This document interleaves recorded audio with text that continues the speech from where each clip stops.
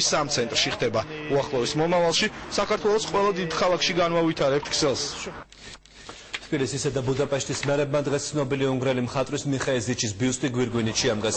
ძეგლი თბილისში 1988 წელს სამხატვრო აკადემიის წინ მდებარე სკვერში დაედგა, თუმცა მისი რეაბილიტაციის შემდეგ რამდენიმე თვის წინ ალექსანდრეს ბაღში გადაიტანეს. ათობით ცნობილ ტილოსთან ერთად მიხეილ ზიჩის მიერ ვეფხისტყაოსნის ილუსტრაციებიცაა შექმნილი.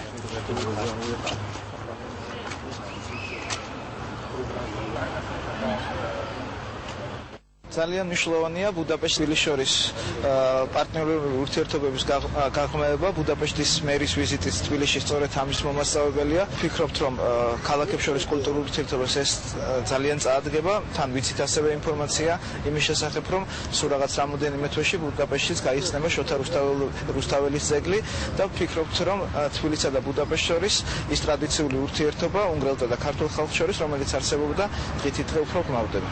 ეს არის მიხეილ ზიჩის შესანიშნავი ძეგლი. ის ცნობილია თავისი პორტრეტებით და დიზაინით. ზიჩ შესრულებული აქვს თქვენი ქვეყნის უდიდესი პოეტის შოთა რუსთაველის პოემის ვეფხისტყაოსანის ილუსტრაციები. მე დარწმუნებული ვარ, ორი ქალაქი მომავალში უფრო დაუახლოვდება ერთმანეთს და გაღრმავდება კულტურული ურთიერთობები.